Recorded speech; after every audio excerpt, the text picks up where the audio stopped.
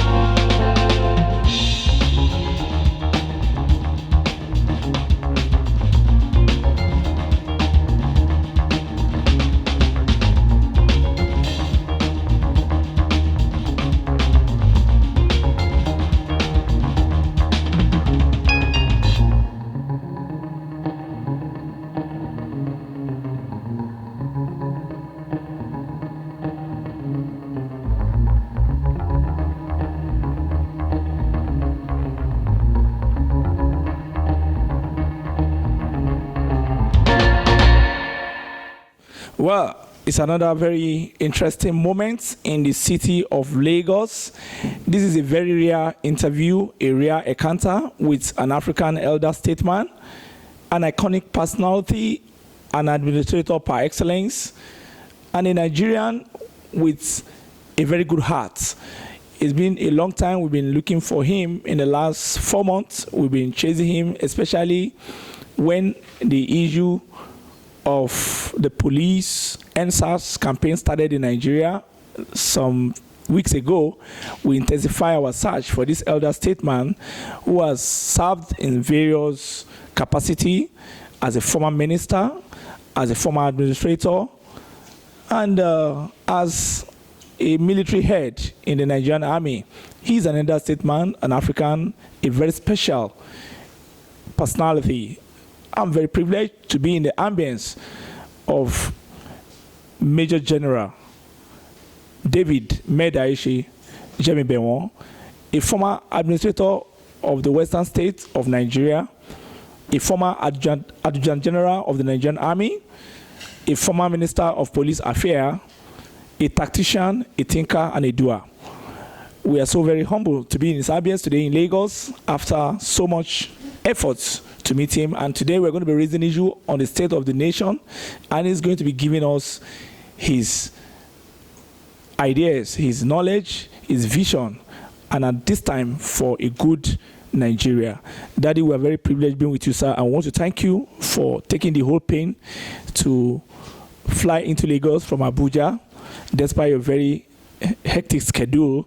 And even today, you've been busy with your grandchildren at the event, and you have to come all the way from Banana Island down to mainland Lagos. We appreciate it, sir. First and foremost, we want to ask you that, sir, how do you feel at this time with the way the country is going? You have sacrificed so much for this country, starting in the 60s when you joined the army, down to when you created one of the biggest cities in Africa, that is the city of Ibadan, as the administrator of Oyo State, even down to the time that you also control a very good part in the army as the Adjutant General, and up to the time you were Police Affairs Minister at the return of the Fourth Republic. How do you feel as a Nigerian at this moment, sir? I have a mixed feeling. Feeling that we are making progress, but not as fast as would be expected. But we should still all thank God that we still have our country, it's a united country, and that in spite of all the various problems we have encountered, we are still hopeful that the country will triumph, and hopefully and prayerfully too, that with time we'll get back to course, the right course, and continue to make progress. But let me just come in there. Are you afraid that what your generation fought for could be broken anytime from now, your legacies? Because you were the ones who went to the front to fight the wars. You saw the bullet fly over your head, and thank God you didn't lose your head, and today you are still alive. Are you afraid that this country might disintegrate, especially with the kind of drum of war that is beating in the south and the west and everywhere? I want to say, maybe that's the word you want to use, the word afraid. Because you see, fear itself creates anxiety. So if one is constantly afraid, it will be unsettled. So I am worried, but I'm not afraid. That is why I gave the initial explanation. I'm worried, but I'm not afraid. I'm not afraid because I believe that with elders, matured people around, experienced people, when the situation becomes critical, although we pray it shouldn't be critical, but if it does become critical, we have people, many of them, they are not out now, but we have people who perhaps will be able to come out and command the respect of the citizenry, so that if they talk, some people will listen. So I hope the anxiety being expressed will not come to reality. I can't see any situation that could be worse than when we fought civil war. Looking at the Civil War time now, and the perspective of the Civil War, I'm sure that the ENDSARS protests that recently took place in Nigeria, and especially in the major cities of Lagos, Oyo State, and the Yoruba-based states, should have given you a kind of, what can I call it, can give you a kind of highlights of what the youth are capable to do, of what youth are capable of doing, especially when it comes to demanding for their rights. So did you not any fear when you saw what was happening from the news and from the newspaper? And did you have any insight of the war times? Did you have any fear that the country could slide into that kind of situation again? The situation that led to the war is slightly different from my understanding. I might not be right, but it will appear it was slightly different from what led to the war. That's one. And then, of course, there's difference in terms of the personalities that were involved. I think the recent crisis is more of movement of youth who principally are jobless. And so it's slightly different from what caused the Civil War and the situation as it arose then. So it will appear the recent crisis was well coordinated, but I am not too sure they had a solid objective. I'm not too sure whether it was reason-based, because from what I read in the paper, they just went out, particularly in Lagos, destroyed their property, which cost a lot of fortune and will take a long time to replace. And in any case, most of these things they destroyed. Which group of people are more in need of those things? Is the public? Like the buses? Who use the buses most? It's those who have no means of personal transportation, and they are the greater part of the population of the country. So if it were coordinated and reason-based, I would have expected that they would have reasoned that those to suffer at the end of it will ultimately be they who create that problem, because they need to move from one point to the other and they need transportation. So this is why I said that. But the basis of the war, the basis of the anger was that youth felt that police were brutal, and a particular section of the police, the Special Anti-Robbery Squad, degenerated into an inhuman level of arresting young people on the streets, and in most cases they were shot at, or in most cases they were kidnapped, a kind of a mini kidnap whereby they take them to the ATM to withdraw the money, especially when they look at their phones and they say that there are some bogus amounts in their transactions and all that, transaction ledger.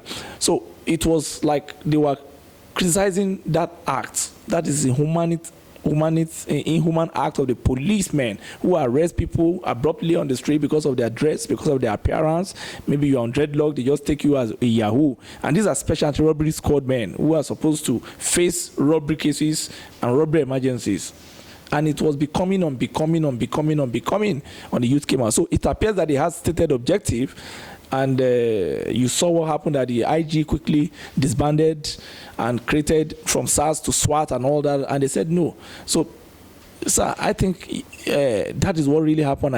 Your opinion is that, is it right for the SARS men to kill or to arrest abruptly or to invade people's privacy, and because of that lure them into kidnap and all sort of other inhuman misbehavior? Of course, you have better knowledge than myself. One, by the nature of your job, your profession, and your location.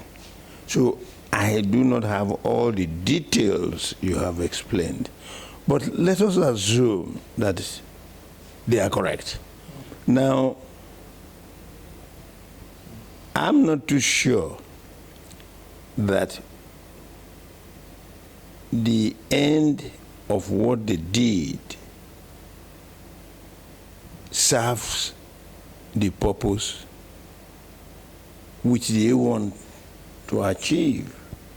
For example, I'm told buses that are brand new, bought by Lagos State government, buses that are meant to carry citizens from one point to the other, were burnt. We don't know. That happened after 20th of October, when it was alleged that the governor called in the army to disperse the protesters and the army shot.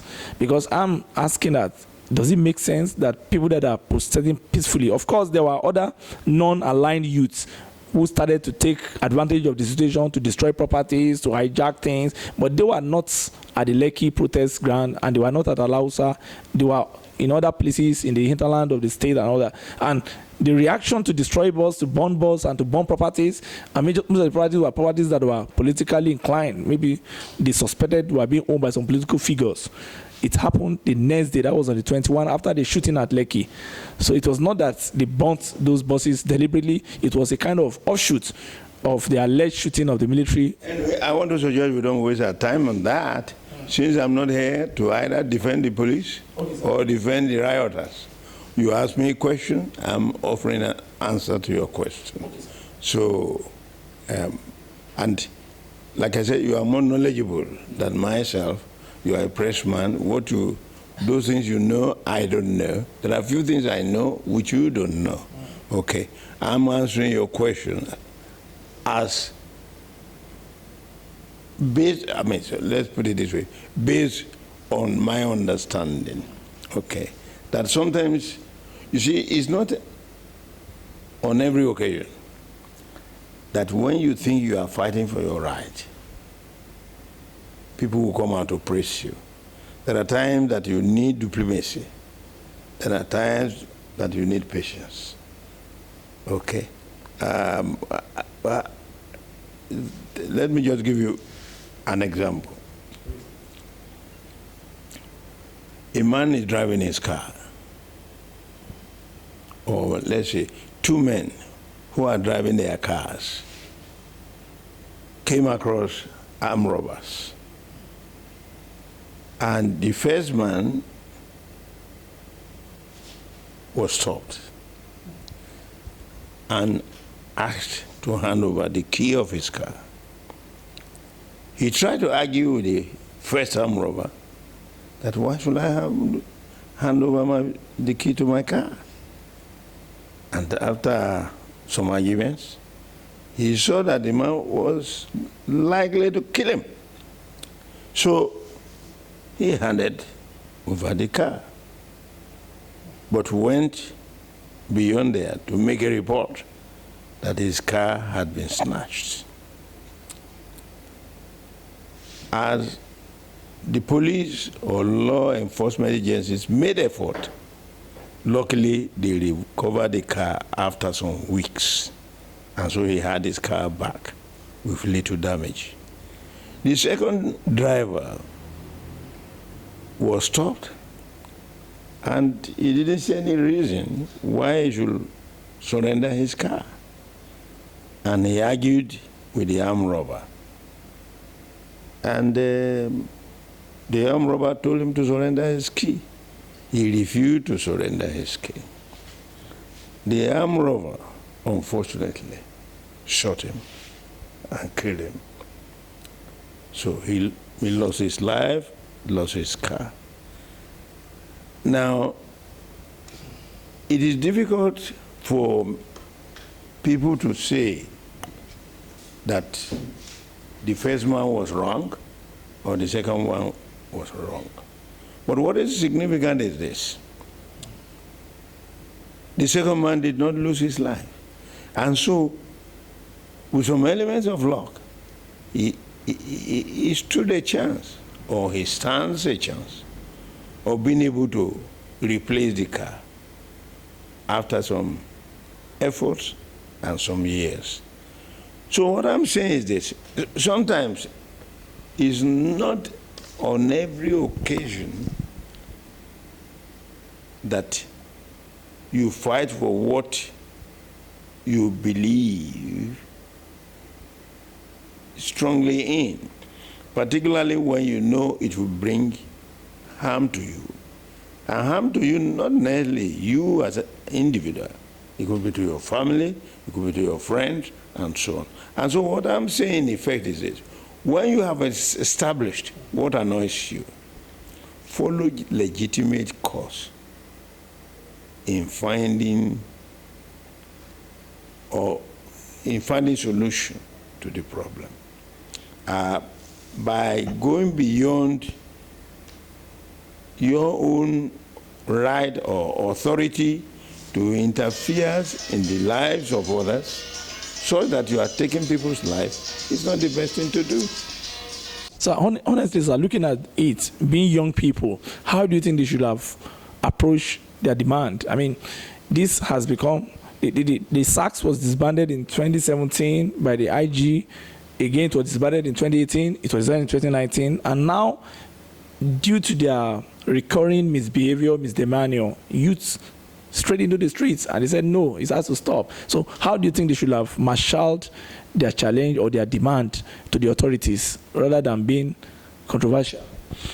Anyway,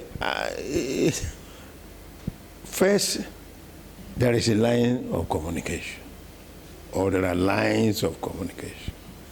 They should have taken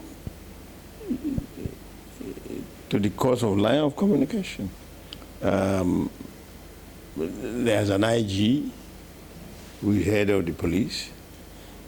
There's minister responsible for police affairs, and so on. If any group of people are not happy with the performance of the police, they have that right to complain through these channels of communication. But they've continuously complained, even social media, they've made noise, but it appears that nobody's listening to them. Look, you have come to interview me. Yes, sir. Except you want me to accept your own view, no, sir. Answer to your question. No, sir. You have to take my answer. You're talking as another statement. Yeah, you have to take my answer as answers to your question. Because I'm not a member of those youth, and I'm not in the place. So, and I want to assume that you are not a member of either yourself. Yes, sir. Although by the nature of your job, you are more inclined to know what is going on, and you are in a better position in terms of knowledge about how they behave than myself. But what I'm saying is that if for everything that we are not happy with, we have to start fighting those in charge, then the society cannot be a good one. That's what I'm saying. It's critically, as a Minister of Police Affairs, what what those things you saw, the problem of the police? Because I remember that you brought a lot of reforms and you are so passionate, and you even did a book on the police and the situation of the police. And I want to believe the books are still in the bookstores. So what do you think is the problem of the police that warrant that level of frustration, that the police are supposed to be the friend of the citizen are now seen largely as the enemies of the citizen? To be honest with you, I've left government long ago. That whatever might be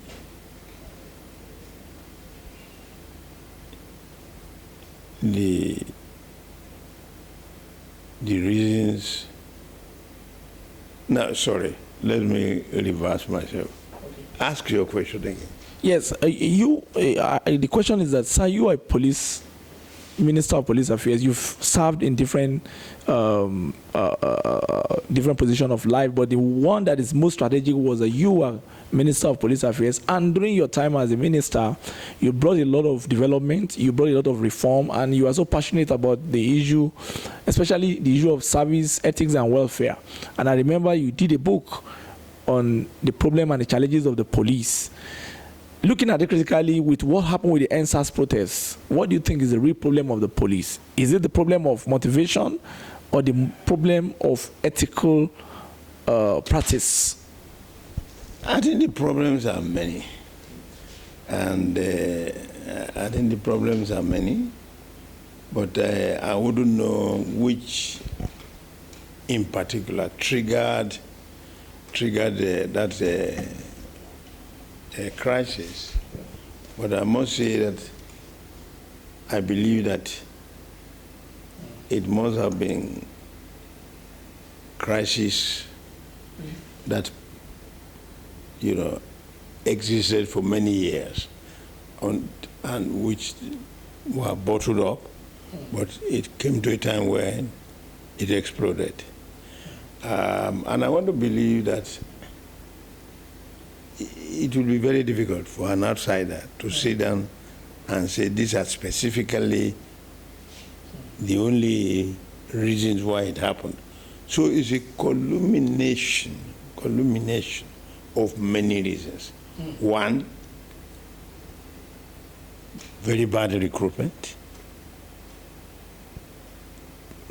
policy, that's what I'm saying. Yeah. In most cases, people who really love the profession, genuinely want to join the police, don't have the opportunity to join the police. And so those who join the police are not the right material. A lot of them are ex-armed robbers who are not well investigated before they were recruited, or who are recommended for recruitment by some influential people. Then that is on quality of materials you are recruiting into the force. And no proper security check to say that what was this man doing before wanting to come to the police or before coming to the police. A man who had left school for 6 years, 8 years, 10 years, roaming the street, perhaps an armed robber, and then there's recruitment, he comes up, and with a recommendation from somebody, he gets recruited. Of course, he cannot be of good service to this police and to the nation. Then nature of training. What type of training are these people undergoing? Merely marching, hitting the ground with your leg in the name of parade is no more effective. Okay, so the nature of training. Then, of course, what equipment do they use? Modern equipment. I have always said it. When sometimes you sit down at the number, it should be one policeman to 4 civilians. I don't know how they came with that theory. Okay. You need to invest more on technology, rather than the individual human beings. If, for example, you are at a point and there's armed robbery, to start pursuing an armed robber on your motorcycle and so on may not be of help.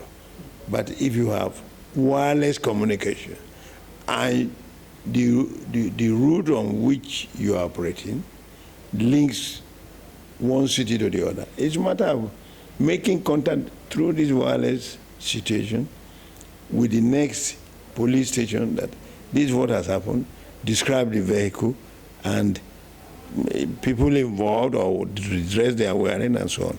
It will be easier to apprehend this type of people rather than, pursuing them on foot or whatever. So there are many things that can be done. And then equipment in training. What type of equipment? It has to be modern equipment. And then, of course, they must have enhanced pay.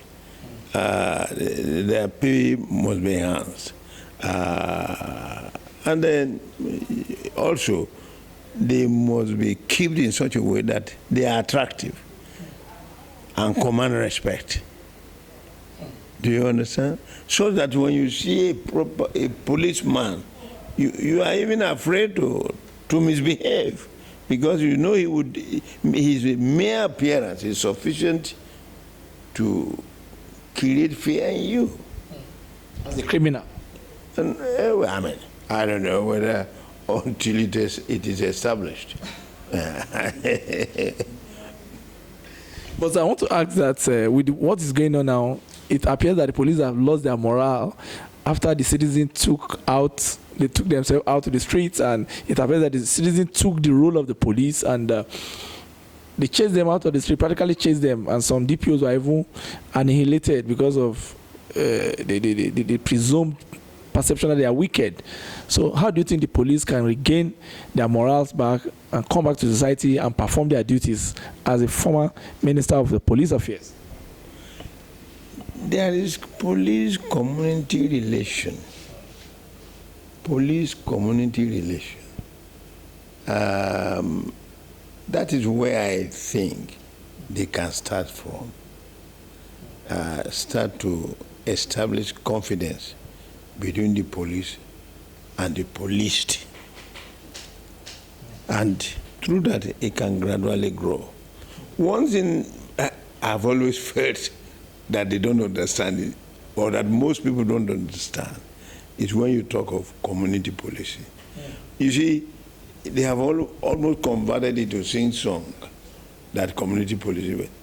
We don't seem to understand what we mean by community policing. What is the meaning, sir? The meaning of community policing involves a lot of things. One, it involves cooperation between police and those people they police. Okay, that's number one. Number two,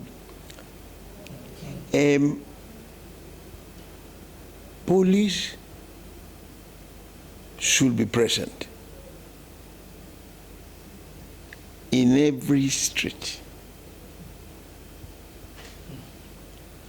And not through showmanship, but through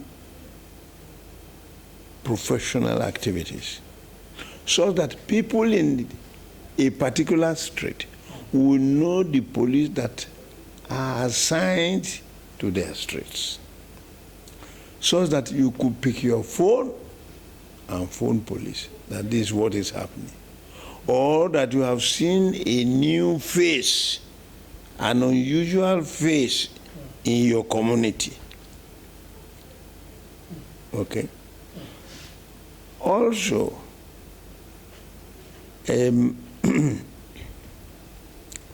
when the people are involved in social gathering, they generally will invite the police that are assigned to that street, so that the police gets to know virtually everybody in that street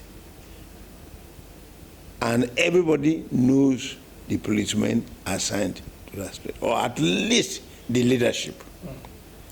So that when you have party, even party, birthday party for your children, birthday party for the grown-up, whether the woman or the man, they are invited. So they are almost members of the community. And so they know everything. And that's why in Britain, you find that usually when something that borders on security occurs within a community, elderly people are essentially those who give information. You wouldn't know that they are looking at you through the window. They also get to know who is not a member of the community, because they virtually know every member. And from the way each person moves, they know who is to suspect and who is not to suspect. They will pick their phone to phone the police that they see somebody moving up and down, and that he seems or she seems to be a stranger, that he is not somebody that they've been seeing for some time in the vicinity. So, and they have committees that meet regularly to make suggestions on how they can improve safety within their street. But actually I introduced it here, but I read it from the way British police developed and how also policing was developed in America. And then I introduced it when I was minister. But instead of doing the right thing, some people were more interested in, they use the word launching. They are launching community policing. They are launching community policing. We are so interested in the monetary aspect of some of these things rather than the actual operational performance of these organizations. So that's what it is. For example, I have read in the paper as a result of this crisis that community policing is the answer. What is in community policing? What is community policing?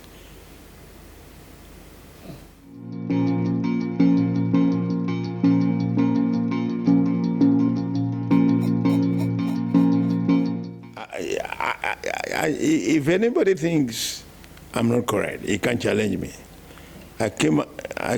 I promoted the idea of state police. And that was when I was governor in Ibadan. In Oyo State? In Oyo State. And as time developed, I amended my position. I said we should have zonal police rather than state. Since we moved from 12 states to 36 states, that to have 36 different police command in a country would be unwieldy. So we can have zonal police, southwest zone, southeast zone, north zone, north central zone, northwest zone, northeast zone. And what that means really is the fears of some people for opposing state police was that governors would misuse these policemen. Then, of course, when you go to zonal policing and you have more than one state in a zone, no governor can make complete claim to authority of the police within the zone. In fact, we will still have Inspector General of Police. At the center? At the center. And you could have 6 Deputy Inspector General of Police. Okay. Then let me also tell you that before I became minister, or at the time I became minister, there used to be one Inspector General of Police and one Deputy Inspector General of Police. And when I looked at it, I felt that that was a potential source of crisis in the future, where the DIG may be so influential that it can get those in authority to remove the IG because he believes you will be the one to be there. I therefore said, look, to make it impossible for such a situation, let us now have more than one DIG. So I took it to 6, and I created the country into zones. So that is the zone they are using now. And anybody who says I'm not correct in what I'm saying should challenge me to say what I'm talking rubbish. Do you understand? Democratize the policing process of the Nigerian policing process. Yes, into zones. Zones. Yes. So I think that is what they ought to do. I think that's what they ought to do. And one you know,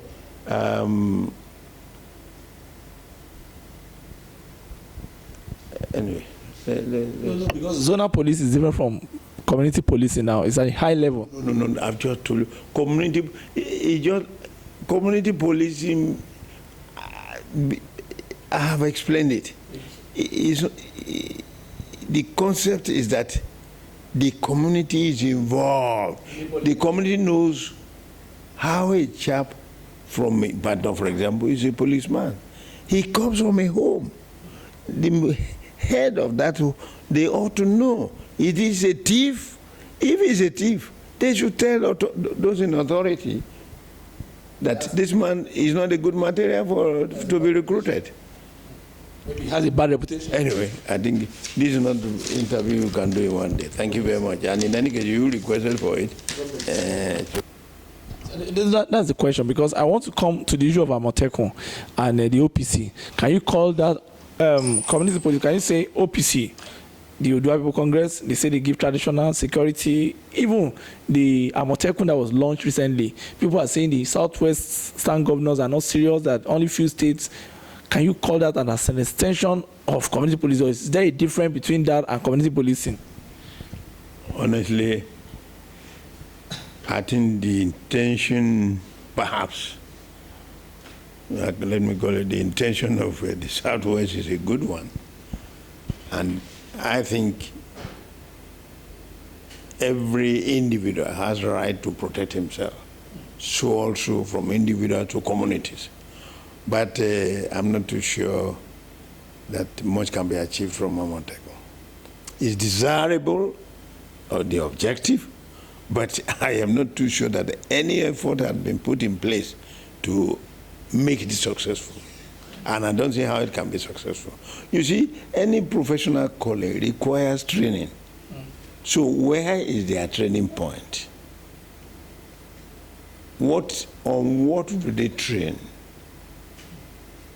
What is their ultimate objective after training? So initially, when there were arguments in newspapers, I just felt that was very indicative as to what they should do. Because if you are trying to embark on an operation, and some people already feel that you will fail, they say you will fail, to me it's a challenge that you should now ensure you don't fail, to prove them wrong. But my guess was that they will fail. You don't just pick one farmer, or because one person wears a dress on which he has split blood of goats, giving the impression he should be feared. That's not it. So I'm afraid Amotekun, or whatever name they call it, is not the major thing. What you do What is the training? What is the content of the training you are getting these people involved in? How do they operate? That is what should be the major thing. Honestly, I want to ask you this question that there has been argument between the IG and the Police Service Commission on recruitment, and I think the both group are in court now. The police IG recruited some police, and the Police Service Commission said it's the responsibility of the Police Service Commission to recruit police officers. With your insight as the former Minister of Police Affairs, who do you think is right, or the rightful person to employ resource people, I mean men, policemen, between this Police Service Commission and the Inspector General of Police? Because it appears that Inspector General is the man that is going to pay the salaries, is the man who is going to relate and post them to different commands. So do you think one of them is wrong, and who is wrong, who is right? Anyway, first, I may not say exactly that A is right or wrong, or B is right or wrong. I will try to look at it critically. Number one, you need to be well aware of the responsibility of the Police Service Commission. You also need to be aware of the responsibility of the IG. IG is the head of the police, but he works under the guidance of the Police Service Commission, just like you have the Army Council. And so, if the police wants to recruit, they apply, to the chairman of the, not even chairman, just say the Police Service Commission. The head is this. So you said the Police Service Commission is the umbrella and is the one to look at the recruitment, but the IG is head of the police. Of course. So anyway, let me put it this way, so that from my wrangling, I don't make matter worse when you write this. I think it's a disgrace that we should be reading what we read in the newspaper, that some people are fighting for recruitment to the extent they go to court. They have virtually ridiculed everything in Nigeria. Otherwise, why should recruitment of police be a subject that should cause such controversy between the Police Service Commission and Office of the Inspector General, to the extent that they go to court? Who are they serving? Whether you are Police Service Commission or Inspector General of Police, you are serving the country. So I think it sounded so ridiculous to me when I read it, and so unnecessary. I don't know. But I think, I don't want to dabble into it, but normally the IG is to make his requirement known. And if it is for recruitment, he cannot on his own recruit without going through the, yes, without going through the system that is laid down. And I think it should be something if there's disagreement, it should be something, it should be an internal thing that should be resolved between these two offices. So that's what I just said. Let me ask you this, as a leader, as a father, if you are in the position of General Buhari, how will you have handled the issue of ENDSARS, those youths? Will you have handled it the way we now found out that Lagos State governor asked the military to come and scare them or to come and shoot? Because the governor first said, I didn't ask the military to come, but right now, as we are talking now, the panel is sitting in Lagos, and the general, the Division 81 command is saying that it's the governor that told us to come and chase them out, and we have to scare them away. If that they shot a that they shot a blank bullet, and it has generated a lot of crises all over the world. There's a lot of bad press, bad image about Nigeria. If you were to be in the position of the president, how will you have handled the agitation of the young people who are saying that they must end a session of the police that is brutal to them? If I cannot assist in solving a problem, I wouldn't want to be an agent of promoting the situation. I'm not current. I glance through papers every day, but in the last 12 days, I've been out of my station, and so I'm not current. I therefore don't want to dabble into what I'm not too certain, because I've reached an age where people should benefit from my comment. I should see sense in what I say. So I wouldn't want to make comment.